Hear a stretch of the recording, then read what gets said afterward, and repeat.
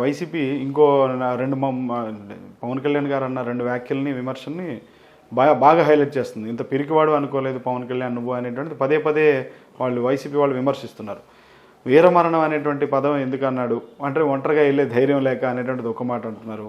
ప్రత్యర్థి బలమైన వాడు అని చెప్పి ఒక మాట అంటున్నారు. ఈ మాటలను బాగా హైలైట్ చేస్తున్నారు వాళ్ళు. ఇక్కడ ఒకటి ఏంటంటే రామసేతు కట్టేనాడు ఉడత సాయం తీసుకున్నాడు శ్రీరాముడు. ఉడత వారధి నిర్మాణం చేయలే, భక్తిగా అంటారు. ఎంతో కొంత తనకు తోచిన కంట్రిబ్యూషన్ చేయగలిగింది. అట్లాగే వాళ్ళ జగన్మోహన్ రెడ్డి గారు నిజంగా బలమైన కాబట్టే 151 స్థానాలతో అధికారంలో ఉన్నారు. ఇవాళ దేశంలో ఏ ముఖ్యమంత్రికి లేనంత ఆర్థిక వనరులు ఉన్నాయి, ఏ ముఖ్యమంత్రికి లేనంత మీడియా సపోర్ట్ ఉంది, ఏ ముఖ్యమంత్రికి లేనంత వ్యూహకర్తల బలం ఉంది. ఆయనకి వెన్నుగాసుకోనుండి ప్రత్యర్థుల్ని డిమోరలైజ్ చేయడానికి రకరకాల వ్యూహాలు పన్ని వాస్తవాన్ని వక్రీకరించగలిగే కిరాయి మేధావులు అండదండలు ఆయనకు ఉన్నాయి.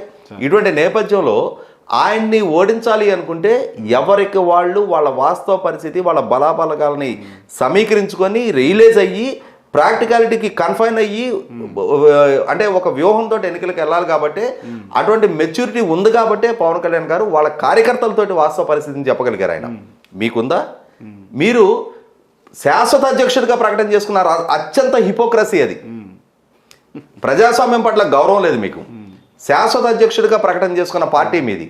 అవకాశం ఉంటే శాశ్వత ముఖ్యమంత్రిగా కూడా ప్రకటన చేసుకునే చొరవ మీరు చూపిస్తారు. మీకు ప్రజాస్వామ్యం పట్ల విలువ లేదు. మీకు ఎందుకు ఈ ఎన్నికలు వస్తున్నాయిరా భగవంతుడా, ఇంకొక 5 ఏళ్ళు తర్వాత వస్తే బాగుండని చెప్పని ఆశలో ఉన్నారు మీరు.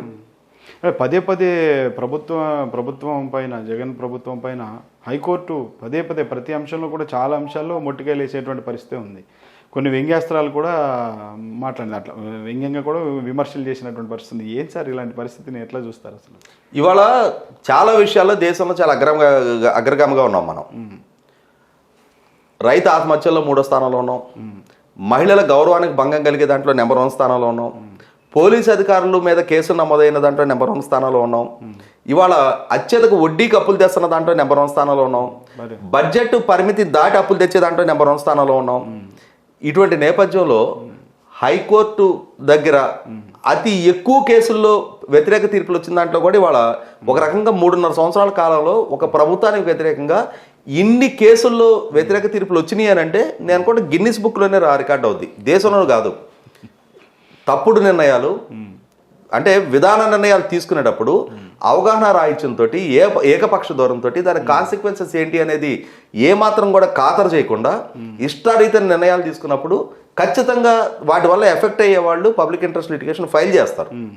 ఆ ఫైల్ చేసిన పర్యవసానమే అది చట్టానికి లోబడి రాజ్యాంగానికి మీరి నిర్ణయాలు చేసిన పర్యవసానమే న్యాయస్థానాల్లో ఇవాళ న్యాయ సమీక్షలో ప్రభుత్వానికి వ్యతిరేకంగా తీర్పులు వస్తున్నాయి. శాలరీలు సకాలంలో కూడా రావట్లేదని గగ్గోలు పెడుతున్నారు సార్. అదే అంటున్నా. ఇప్పుడు పాలకుడుగా ఉన్నవాళ్ళు ఏమని ప్రమాణ స్వీకారం చేస్తారు, దేని మీద ప్రమాణం చేస్తారు? భయము, పక్షపాతము, రాగద్వేషాలకు అతీతంగా పరిపాలన చేస్తామని చెప్పని రాజ్యాంగం మీద ప్రమాణం చేసి పదవిలోకి వస్తారు. ఇవాళ ఆ రాజ్యాంగ స్పిరిట్ని దెబ్బతీసే విధంగా నేను మోనార్కిని, నేను తీసుకుందే శాసనం, నాకు 151 ఉన్నాయి కాబట్టి నేను చెప్పిందే వేదం అంటే నడవదు. రాజ్యాంగంలో డాక్టర్ అంబేద్కర్ గారు చాలా గొప్ప చెక్స్ అండ్ బ్యాలెన్సెస్ ఏర్పాటు చేశారు.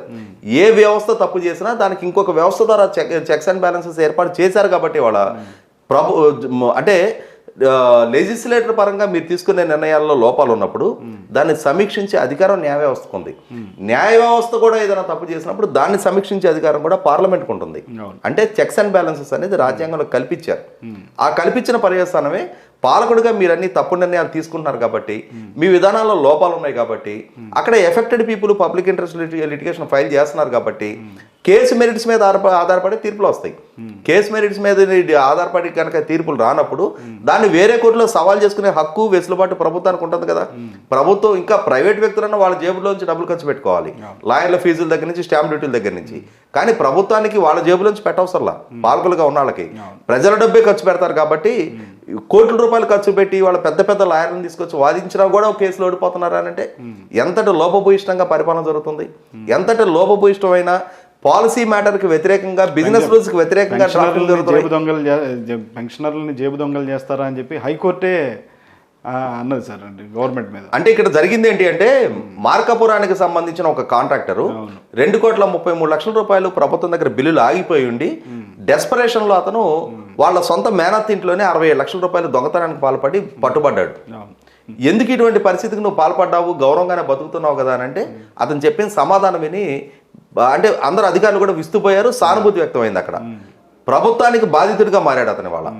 ఇటువంటి పరిస్థితుల్లో దాన్ని రెఫరెన్స్గా ఒక కాంట్రాక్టర్ వాళ్ళ దొంగతనం చేయాల్సిన పరిస్థితులు ఉత్పన్నమైనవి. మీరు బిల్లులు సకాలంలో పేమెంట్ చేయడం వలన ఇవాళ పెన్షన్స్ సక్రమంగా పే చేయనప్పుడు వాళ్ళకి మొదటి సహజంగా 60 సంవత్సరాలకి ఉద్యోగంలో రిటైర్ అయిన తర్వాత ఆ వయసులో అనారోగ్య సమస్యలు ఉంటాయి. మిగిలిన వాళ్ళలాగా బయటకు వెళ్ళి వేరే ఆల్టర్నేట్ ఇంకో పని చేసుకోగలిగే ఓపిక ఉండదు వాళ్ళ దగ్గర. ఆ పెన్షన్ మీద ఆధారపడే వాళ్ళ భవిష్యత్తు జీవితం మొత్తానికి ప్లాన్ చేసుకొని ఉంటారు.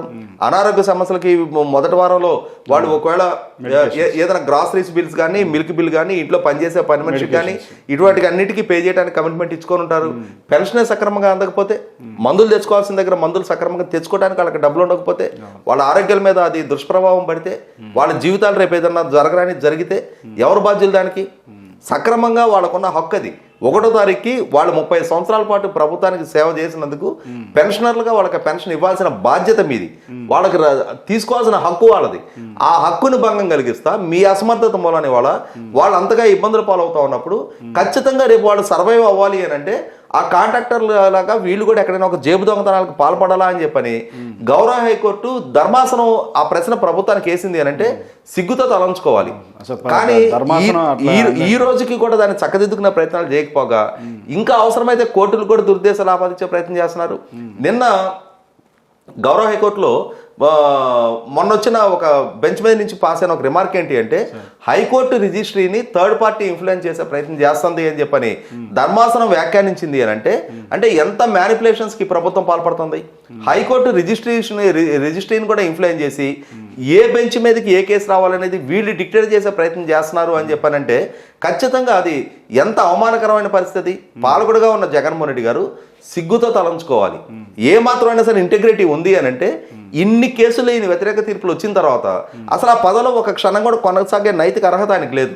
నాకు 151 కాబట్టి నేను ఏం చేసినా చెల్లుబాటు అవుతుందని ఆయన అనుకున్నా ఖచ్చితంగా వాస్తవ పరిస్థితి ఏంటి, మీ పాలనలో ఉన్న డొలతనం ఏంటి అనేది న్యాయస్థానాల సాక్షిగానే ఇన్ని సందర్భాల్లో మీకు తేటతలం అయిన తర్వాత కనీసం మాత్రపు ఆ చురుకుతనం కూడా మీలో లేదు, కనీసం ఆ లోపాలను సరిచేసుకునే ప్రయత్నం కూడా ఈ రోజు దాకా చేయట్లేదు అని అంటే వాస్తవ రూపంగా మీ పాలనలో ఉన్న డొల్లతనాన్ని మీకు మీరే బయట పెట్టుకుంటున్నారు.